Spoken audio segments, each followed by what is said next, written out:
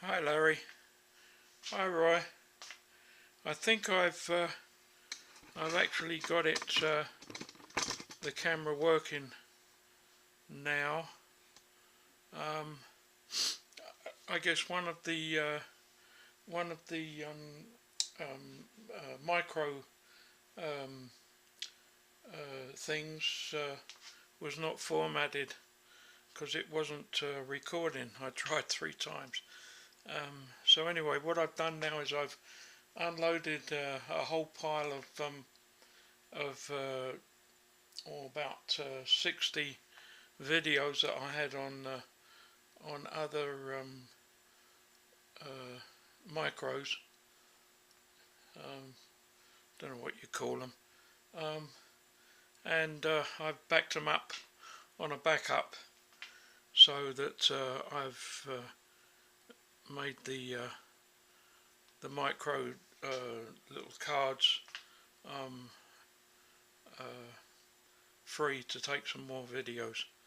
So what I'm going to show you here is I've been away sick for probably 6 or 7 days, and yesterday was the first time I got back into the shop, and of course it didn't work out for me yesterday. So today it's was it Wednesday today, and so I'm gonna have another go and just show you the stage where I am at the moment on the shaper.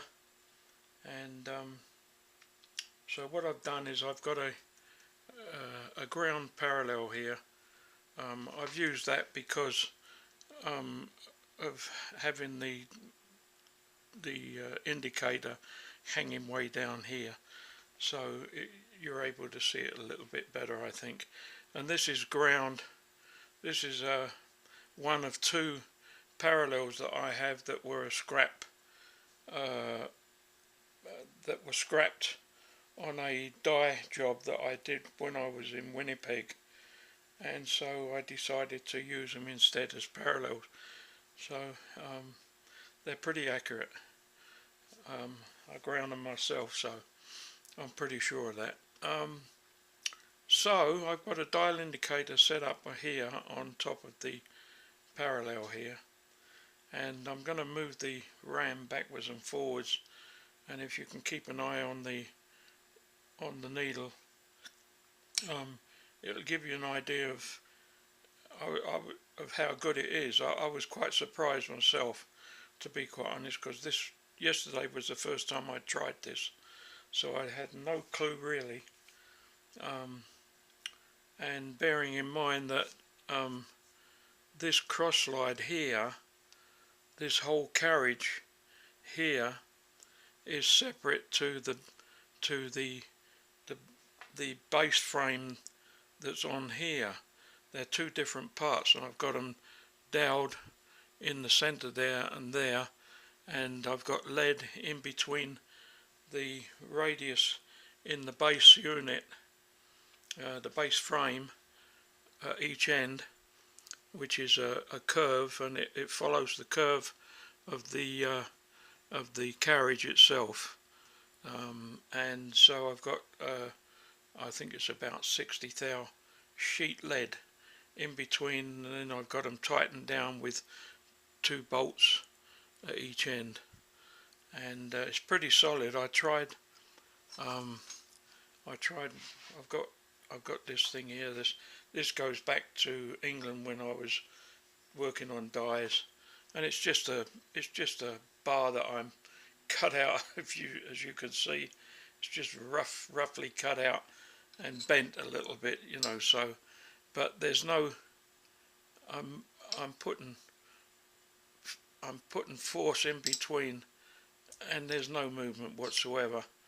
So I feel sure that it's going to be pretty good when I'm taking a cut on a piece of metal, that there's not going to be very much flex that takes place, if any at all.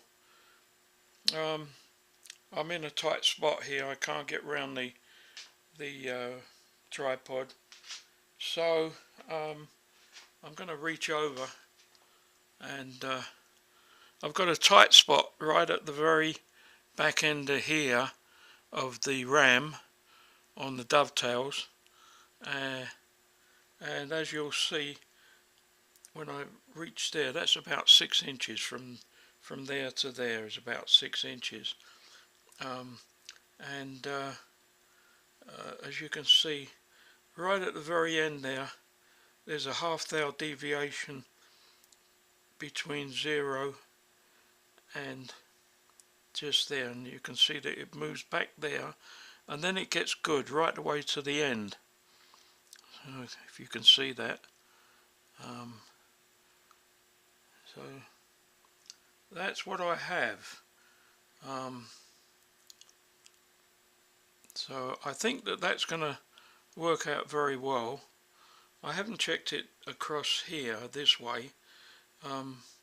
I will do, but I'm pretty sure that that's pretty good as well.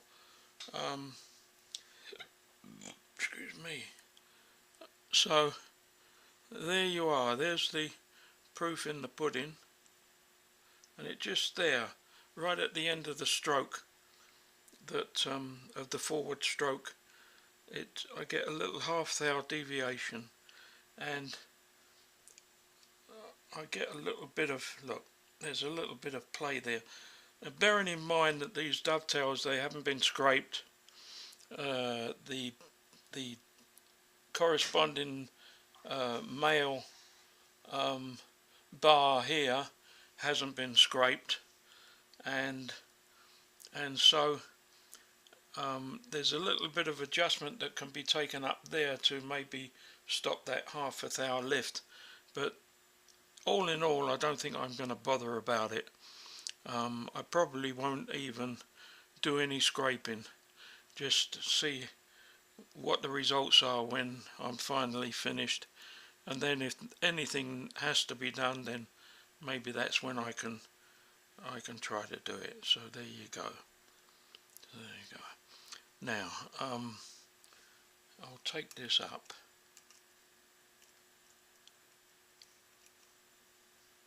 Okay, that's up off, and I don't know if you can see this. This is the this is the fulcrum here, and you'll see it go back, and then it should drop. There it drops. So that's where it starts to move the lead screw. I've got it coming back this way now because I'm way over. So it should, to all intents and purposes,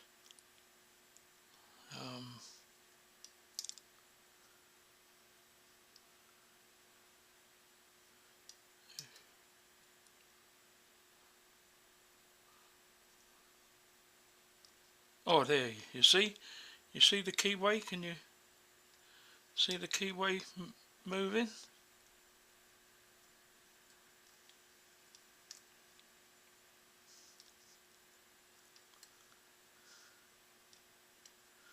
See, it's just moving it round and bringing the carriage back this way. I'm frightened of hitting. I'll take this off.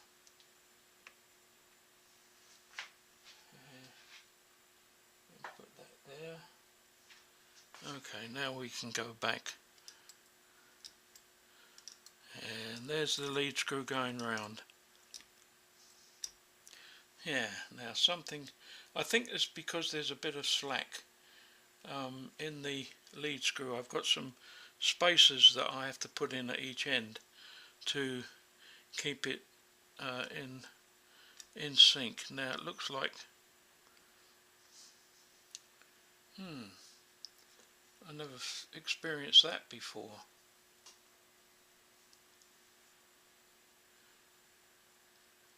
That's it. There we go. Once it takes up the backlash, I think it's okay.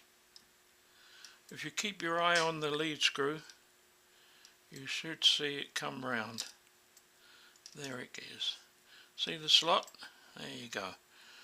And I've measured from this end face here up against there with a vernier gauge, and it seems like it takes 75 strokes to move the carriage 1 inch. So I think that works out to 7.5 thou chip coming off. I think that's right. Anyway, I'll have to check that out. So that's my little escapade with a new video. Let's hope it works out this time. So I'm going to call off now and think about what else I have to do. I got some nice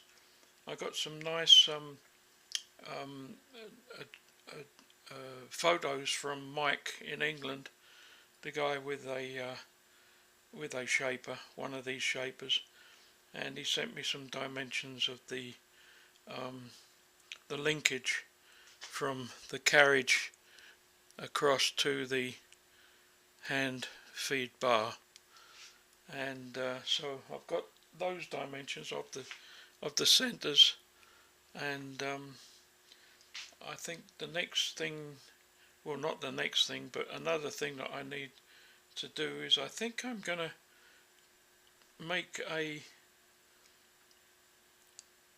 original tool holder for the what you call it, clapper.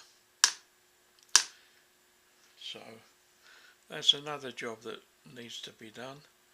I've got to machine the taper on here, get rid of all that material, and I've got to round these corners,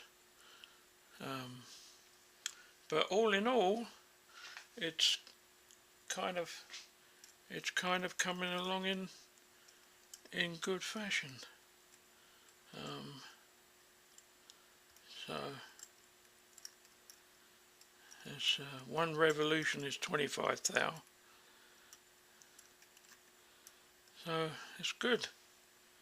I'm pretty happy at the moment. So I'll call off and I'll get this sent out to you and continue on. Okay, bye.